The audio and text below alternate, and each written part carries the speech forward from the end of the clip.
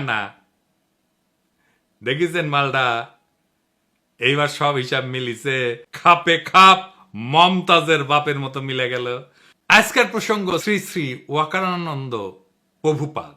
এই শ্রী শ্রী ওয়াকারানন্দ প্রভুপাদ মনে হয় জিন্দেগি ভালো হবে না, মাসুদ ভালো হবে, উই ভালো হবে না। প্রভুপাদ কেন করছি, কারণ উই যা কাজ করিচ্ছে তাতে ও এটা ছাড়া আর কোনো কিছু কওয়া উচিত হবে না। ওয়াকারানন্দ প্রভুপাদ বাংলাদেশে ইন্ডিয়ার মূল চালিকা শক্তি হয়ে উঠছে, তার উপরে ভর করিছে ইন্ডিয়া। সে এখন ইন্ডিয়ার মূল প্লেয়ার বাংলাদেশে। তার উপরে ভর করিয়া ইন্ডিয়া কিছু করবে পাবে কিনা সেটা অন্য আলাপ, আমি আসিচ্ছি সে আলাপে। ওয়াকারানন্দ গেছে রাশিয়ায়, তারপরে ক্রোয়েশিয়ায়। জানুয়ারিতে রাশিয়ান রাষ্ট্রদূত দেখা করেছিল, তাই গেছে রাশিয়ায়। রাশিয়া কেন কেন আমরা হিন্দুস্তান টাইমসের শিরোনাম দেখি, লিখেছে হিন্দুস্তান টাইমস, অভ্যুত্থানের জল্পনার মধ্যে ভারতের বন্ধু দেশে বাংলাদেশি সেনাপ্রধান করলেন কাজ। এই কথার মধ্যে সবকিছু কয়া দিছে। আপনি যখন কারোর সাথে ঘুটু করতে যাবেন না, তখন তৃতীয় একটা দেশে যাবেন। এই তৃতীয় দেশটা হইতেছে রাশিয়া। এই রাশিয়ায় গিয়া সে ইন্ডিয়ার পানি পড়া নিয়ে আসিছে। আইসেই সে দেখাতে গেছে যে দেখো দেখো দেখো, বাংলাদেশে ইন্ডিয়ার সিফল সালার এখন আমি ওয়াকারানন্দ প্রভুপাদ, আমার এখন সাদ দেখবা বুঝছাও। গেছে বৌদ্ধ বিহারে, দেখেছেন হিন্দুস্তান টাইমস কি নিউজ করলো এবার দেখে। বাংলাদেশ ভাগের কথা উঠতেই এবার মৌলবাদীদের কড়া বার্তা সেনাপ্রধানের। সরকার বললেন, দেখেছাও। এরপরে কুটি গেল, এরপরে গেল পয়লা বৈশাখ করতে ঢাকেশ্বরী মন্দিরে। আর পাশে কে, এডিটর সাহেব দেখান, এই কিরে কিরে সন্তোষ শর্মা। সন্তোষ শর্মা বাংলাদেশের রয়ের এক নাম্বার লোক। বাংলাদেশে আলেমদের ইন্টারোগেশনের টাইমে হাজির থাকতো এই সন্তোষ শর্মা। শোনেন হারুন ইজাহারের কণ্ঠে। কালবালা পত্রিকার সম্পাদক সন্তোষ শর্মা, সে সরাসরি ওই বিদেশি এই কান্ট্রির ম্যানেজারের পক্ষ থেকে, স্টেশন ম্যানেজারের পক্ষ থেকে সে সরাসরি সে আমাকে রিমান্ড নির্যাতন করেছিল। এরপর 21 টিভির নিউজ দেখেন। আর এটা সন্তোষ শর্মা, এখন তিনি দৈনিক কালবেলার সম্পাদক ও প্রকাশক ছিলেন, দৈনিক আমাদের সময় পত্রিকার ব্যবস্থাপনা সম্পাদকও। ভারতীয় গোয়েন্দা সংস্থা র এর এজেন্ট সন্তোষ শর্মা। এইটা সাহেব এবার আর ওর আসল প্রভু মোদির সাথে ছবিটা দেখান। এইবার আমাদের প্রিয় সালাউদ্দিন সাহেবের সাথে দেখান ভিডিওটা, দেখান না, দেখেছেন মালটা এইবার সব হিসাব মিলিছে, খাপে খাপ মমতাজের বাপের মতো মিলে গেল। তার মানে এইটার পিছনে একটা বিশাল পরিকল্পনা আছে ওয়াকারের এই ভিজিটের পিছনে। আমরা একে একে দেখব ওয়াকারুজ্জামান কেমনে ওয়াকারানন্দ প্রভুপাদ হইয়া উঠলো, সেই জার্নিটা আমরা এক্ষুনি একটু দেখি। ওয়াকারের সাথে তো ইন্ডিয়ার পররাষ্ট্র সচিব ক্যান্টনমেন্টে গিয়ে দেখা করেছিল, তাই না?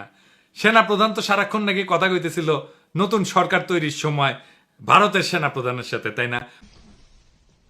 I am in touch with the chief of Bangladesh during the time of when this changeover took place. I was in constant touch with him, and even thereafter in November 24 we had a video conference also. When we talk about the relationship we should talk about when there is an elected government. তারপর আয়নাগর ভিজিটে বাধা দিছে, তাই না?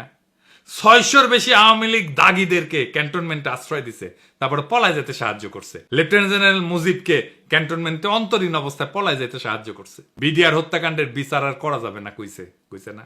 বর্বরতা কোনো সেনা সদস্য করেনি, সম্পূর্ণটাই তদানীন্তন বিজিবি সদস্য দ্বারা সংঘটিত। স্টপ। এখানে কোনো ইফ এবং বাট নাই।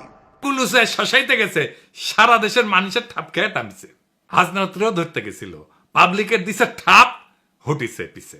তারপর শহীদ পরিবারের সাথে নাটক করিছে, পন্দের আলোতে কলাম লেখাইছে, ছাত্র সৈনিকের ঐক্য যেন ফাটল না ধরে। সৈনিক মানে সাধারণ সৈনিক না, কিন্তু সৈনিক মানে ওয়াকার।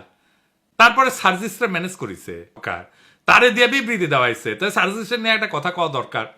অনেকেই কইছে, আমি কিছু কই নাই, এখন একটু কই আর কি। সার্জিসের কথাবার্তা শুনে আমি শিওর ওয়াকারের সাথে ওরা একটা গুটু হয়েছে। সার্জিসের একটা কথা কই তোমারে ছোট ভাই মনে কইরা, আমাদের টাইমে এরশাদের বিরুদ্ধে আন্দোলন করতেছি, তখন ডাকসুর জিএস ছিল জিয়াউদ্দিন বাবলু। দারুণ বক্তৃতা দিত, বাসদ ছাত্রলীগ করেছিল, খুব স্মার্ট পোলা ছিল, তোমার মতোই বক্তৃতা দিত, সুন্দর করে কথা কইতো আর কি। এরশাদের সাথে হাত মিলাইল, মন্ত্রী হইল এরশাদের, মারা গেছে বেচারা, কিন্তু তার পলিটিক্যাল ক্যারিয়ার শেষ। ক্ষমতার সাথে কম্প্রোমাইজ করলে রাজনীতি থাকে না, রাজনীতি হইতেছে ক্ষমতার সাথে টক্কর দেওয়া। এইখানে এই বয়সে কম্প্রোমাইজ করে ফেললে হয়তো এমপি হবা 2-1 বার, তারও বেশি হইতে পারো মন্ত্রীও হয়তো হবা, তারপর জিয়াউদ্দিন বাবলু হয়ে যাবে। হাসনাত মন্ত্রী এমপি হইতে পারবে কিনা জানি না, কিন্তু বাংলাদেশের নেতা হবে, আগামীর বাংলাদেশের নেতা হবে, যদি তার ইমেজটা এইভাবে ধরে রাখতে পারে। মার্চ ফর গাজায় হাসনাত যে মিছিল করিচ্ছেন না, ওর পাশের জায়গাটা তো তোমার হইতে পারতো সার্জিস, হয় নাই। ওই জায়গাটা রাজনীতির। আর ওয়াকার আনন্দ প্রভুপাদের সাথে যে কোনো কথাবার্তা নেগোসিয়েশন সব প্রাসাদ ষড়যন্ত্র, এখানে রাজনীতি থাকে না। যাই হোক, এই যে ওয়াকার এইসব করিচ্ছে, কেন করিচ্ছে, কিভাবে শুরু হইলো এটা? বিক্রম মিশ্র এসে তার সাথে মিটিং করলো। আসছিল বিক্রম মিশ্র বাংলাদেশে, তারপরে হাওয়া, ওর খোঁজ পাওয়া যাচ্ছে না কয়েক ঘন্টা। তারপরে দেখা গেল ওয়াকারের সাথে মিটিং করেছে, এবং এই মিটিং কোনো শিডিউলে করা মিটিং না, কোনো আগে থেকে ঠিক করা মিটিং না, হুট করে মিটিংটা কইরা চলে গেল। তারপরে খালেদা জিয়ার সাথে দেখা করলো ওয়াকার। এটাই হইতেছে মূল খেলা ঘোরানোর ইভেন্ট। এইখানেই ওয়াকার, বিএনপি আর ইন্ডিয়া তিনজন এক লাইনে আসে। ওয়াকার হইয়া ওঠে বাংলাদেশে ইন্ডিয়ার পিভট। বিএনপি ৭২-এর সংবিধান, মুক্তিযুদ্ধের চেতনার, অসাম্প্রদায়িকতার, আওয়ামী লীগ ন্যারেটিভ গুলো বলতে শুরু করছে না তারপর থেকে। তারপরে ওয়াকারের পৌরুষ জেগে ওঠে, সে হারকুলিস হইতেছে, রাওয়া ক্লাবে আঙ্গুল উঁচায় দাবরানি দেওয়ার চেষ্টা করে। ওই দাবরানি আমি একা দাঁড়ায় চ্যালেঞ্জ করেছিলাম। আমি বলেছিলাম, ওই আঙ্গুল আমরা চিনি, নামায় কথা বলো ওয়াকার। তারপরে তো হাসনাতের ঘটনা ঘটলো। আমরা যখন পাল্টা দাবরানি দিলাম, তখন তারেক রহমান ওয়াকারের পিছে দাঁড়াইলো, বলল সেনাবাহিনীকে বিতর্কিত করার চেষ্টা হচ্ছে। ওয়াকার কি সেনাবাহিনী নাকি একজন ব্যক্তি? তারেক রহমানের ওয়াকারকে কেন সেভ করতে নামতে হইল? ওয়াকার তো নিজেই বিতর্কিত কাজ করতেছে, একটা দুইটা না, অসংখ্য। বিক্রম মিশ্র হাওয়া হয়ে গেল কয়েক ঘন্টার জন্য, তারপরে জানা গেল ওয়াকারের সাথে মিটিং। একটা রেসপন্সিবল রাজনৈতিক দল হিসেবে তো তারেক রহমানের ওয়াকারকে প্রশ্ন করা উচিত ছিল, বিক্রম মিশ্রের সাথে কি আলাপ, কি কথা তাহার শোনে। এই মিটিং তো শিডিউলের বাইরে ছিল। শয়তানির পর শয়তানি করে যাবে, কিছু কওয়া যাবে না, বললেই সেটা সেনাবাহিনীর বিতর্কিত করার চেষ্টা হবে। বাহ, খুব মজা। আমি যার আমি করবো, আমাকে কেউ কিছু কইতে পারবে না।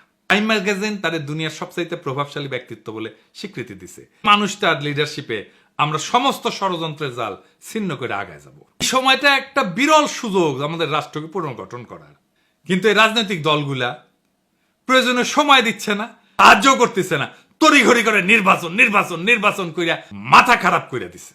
এই তড়িঘড়ির নির্বাচন করলে আগের যে সিস্টেম ছিল সেটাই থাকবে, কিছুই বদলাবে না। আবার ফিরে আসবে সেই ফ্যাসিবাদ, আবার ফিরে আসবে সেই স্বৈরাচার। বারবার দেখতেছেন না, বারবার রক্ত দেওয়া লাগতেছে, বারবার লড়াই সংগ্রাম করতে হচ্ছে, ওই একই জিনিস আবারও থাকবে যদি আমরা এবার কিছু করতে না পারি। এখন এই সিস্টেমে ব্যবস্থা পরিবর্তনের সময় শুধু নেতৃত্বের পরিবর্তন না, আমরা অবিচলভাবে সেই পথে আগায় যাব। কেউ আমাদের রুখতে পারবে না। নতুন বাংলাদেশ আমরা গড়বই। দ্বিতীয় স্বাধীনতাকে আমরা পরাজিত হতে দেব না। ইনকিলাব জিন্দাবাদ।